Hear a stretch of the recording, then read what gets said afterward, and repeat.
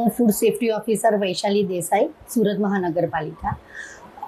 સુરત મહાનગરપાલિકાના કમિશનર શ્રી અને આરોગ્ય અધિકારી શ્રીની સીધી સૂચનાથી આરોગ્ય વિભાગના ફૂડ વિભાગ દ્વારા જૂન મહિનામાં દરેક ઝોન મળીને કુલ 1176 જેટલી સંસ્થાનું ચેકિંગ કરવામાં આવ્યું અને એમાંથી 77 સંસ્થાનું તો પોસ્ટ ઇન્સ્પેક્શન પણ કરવામાં આવ્યું એપ્લિકેશનમાં, અને 153 જેટલી સંસ્થામાં આરોગ્યલક્ષી ખામી જણાતા નોટિસ આપવામાં આવી અને 80 કિલો જેટલા અખાદ્ય જથ્થાનો નાશ કરવામાં આવ્યો.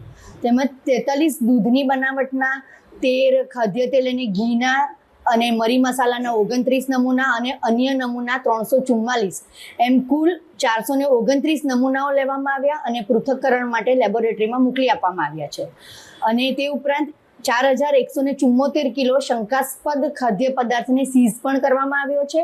અને સુરતમાં જે ટેન્કરો દ્વારા અલગ અલગ ડેરીઓમાં દૂધ સપ્લાય કરવામાં આવે છે અને તે ડેરીઓ પછી જે દૂધનું વેચાણ કરે છે તેના પણ સેમ્પલ લેવામાં આવે છે. દરેક ઝોનમાંથી મળીને કુલ 15 જેટલા નમૂના લીધેલા હતા અને એને લેબોરેટરીમાં ટેસ્ટિંગ માટે મોકલી આપ્યા છે.